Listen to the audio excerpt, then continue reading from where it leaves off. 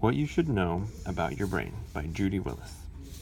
Although the brain is an amazing organ, it is not equipped to process the billions of bits of information that bombard it every second. Filters in your brain protect it from becoming overloaded. These filters control the information flow so that only approximately 2,000 bits of information per second enter the brain. The thinking brain and the reactive brain. Once sensory information enters the brain, it's routed to one of two areas. One, the prefrontal cortex, what we might call the thinking brain, which can consciously process and reflect on information. Or two, the lower automatic brain, what we might call the reactive brain, which reacts to information instinctively rather than through thinking. The prefrontal cortex is actually only 17% of your brain. The rest makes up the reactive brain. When you are not stressed by negative emotions, you can control what information makes it into your brain. By calming your brain, you can control which sensory data from your environment your brain lets in or keeps out, and influence which information gets admitted to your prefrontal cortex. When your stress levels are down and your interest is high, the most valuable information tends to pass into your thinking brain. When you are anxious, sad, frustrated, or bored, brain filters conduct sensory information from the world around you into your reactive brain. These reactive brain systems do one of three things with information: ignore it, fight against it as a negative experience, sending signals that may cause you to act inappropriately, or avoid it, causing you to daydream. If information gets routed to this reactive brain, it's unlikely your brain will truly process the information or remember it. Three major brain elements help control what information your brain takes in: the reticular activating system, the limbic system, and the transmitter dopamine. Let's look at how you can help each one work in your favor. RAS, the gatekeeper. The first filter that data passes through when entering your brain is the reticular activating system, RAS, located at the lower back of your brainstem. The RAS receives input from sensory nerves that come from nerve endings in your eyes, ears, mouth, face, skin, muscles, and internal organs, and meet at the top of your spinal cord. These sensory messages must pass through the RAS to gain entry to your higher thinking brain. You will learn more successfully if you keep the RAS filter open to the flow of information you want to enter your prefrontal cortex. If you build your power to focus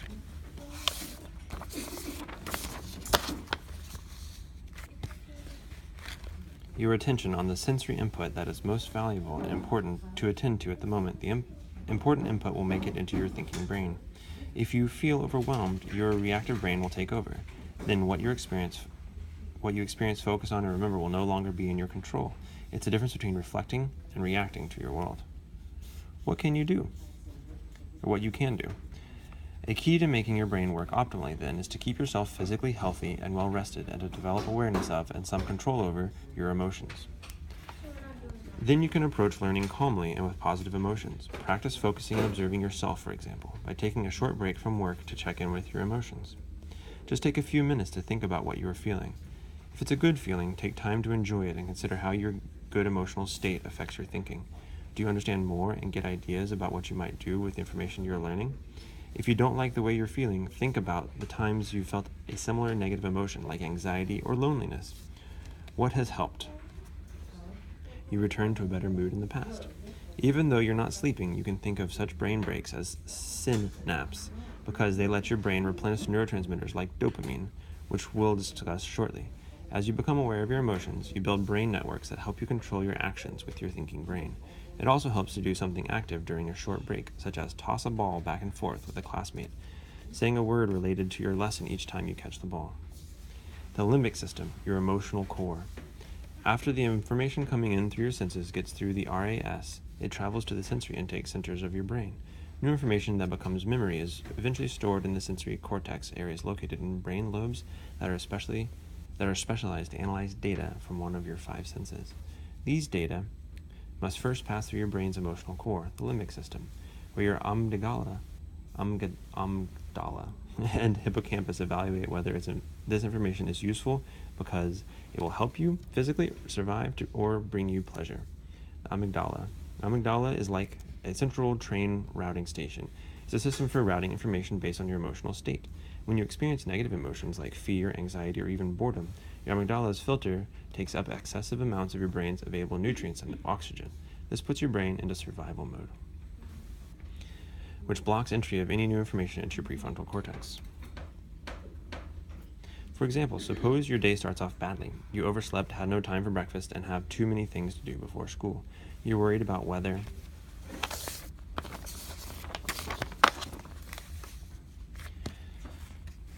your friends will sit with you at lunch and afraid that the mean kid in your class will say hurtful things to you. It's not only your body that suffers on this kind of day, your brain is also stressed. This stress closes off the pathways through the RAS and amygdala that direct information into your thinking brain and memory centers. Unless you restore a positive mood, you won't learn much on this particular school day. But if you can turn things around to become calm and focused, your amygdala will decide to send new information to your prefrontal cortex. What you can do: slow down and take a moment to reflect instead of react when you take a test at school or face social conflicts with friends. You might take a deep breath and visualize yourself in a peaceful place.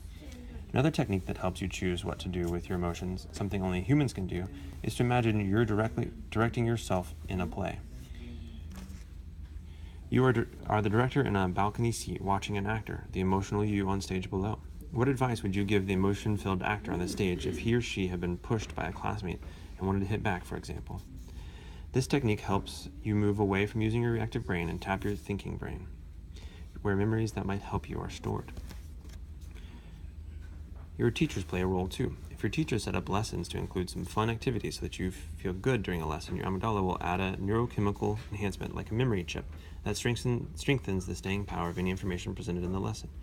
People actually remember more of what they hear and read if they're in a positive emotional state when they hear or read it.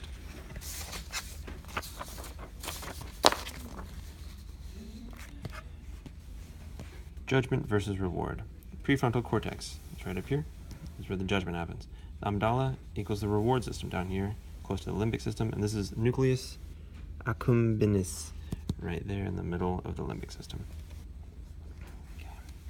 The hippocampus. Next to the amygdala is the hippocampus, where your brain links new sensory input to both memories of your past and knowledge already stored in your long-term memory to make new relational memories. These new memories are now ready for processing in your prefrontal cortex.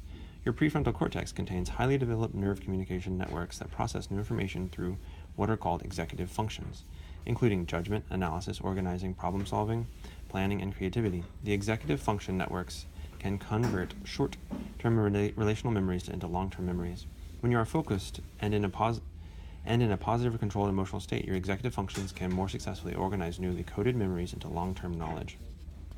What you can do: reviewing and practicing something you've learned helps. Nerve cells, or neurons, forge information into memories by sending messages to other neurons through branches called axons and dendrites that almost touch the branches of each neighboring neuron.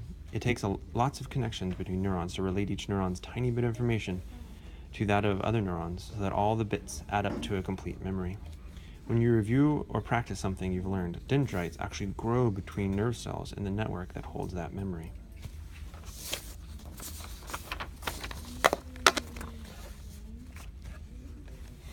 Each time you review that knowledge, this mental manipulation increases activity along the connections between the nerve cells. Repeated stimulation, for example, studying the timetables many times makes the network stronger. Just like muscles become stronger when you exercise them, and that makes memory stay in your brain. Practice makes permanent.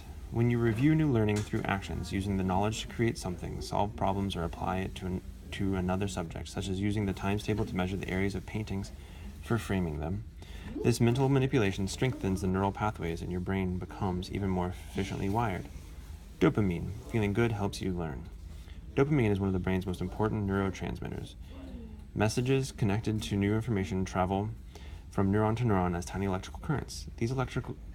Like electricity, these messages need wiring to carry them, but there are gaps called synapses between the branches that connect nerve cells. There's no wiring at these gaps. Chemical neurotransmitters like dopamine carry electrical messages across the gap from one neuron to another. This transmission is crucial to your brain's capacity to process new information. Your brain releases extra dopamine when an experience is enjoyable. As positive emotions cause dopamine to travel to more parts of your brain, additional neurons are activated. Thus, a boost in dopamine not only increases your own sense of pleasure, but also increases other neurotransmitters such as acetylcholine that enhances alertness, memory, and executive functions in the prefrontal cortex. What you can do: certain activities such as interacting with friends, laughing, physical activity, listening to someone read to you, and acting kindly increases dopamine levels. You'll boost your learning if you get them into your day. Experiencing pride at accomplishing something is also correlated with a higher dopamine. It will increase your learning power if you pursue activities that give you a sense of accomplishment. Think about your personal strengths, such as an artistic ability, leadership, helping classmates resolve conflicts, athletic skills, or even qualities like optimism, kindness, and empathy. Use these skills to do projects you want to do, and do them well. And you'll find you can use your brain power more successfully to make judgments and solve problems. You now have the power to use your most powerful tool to achieve the goals you choose. Congratulations on the dendrites you've grown along the way.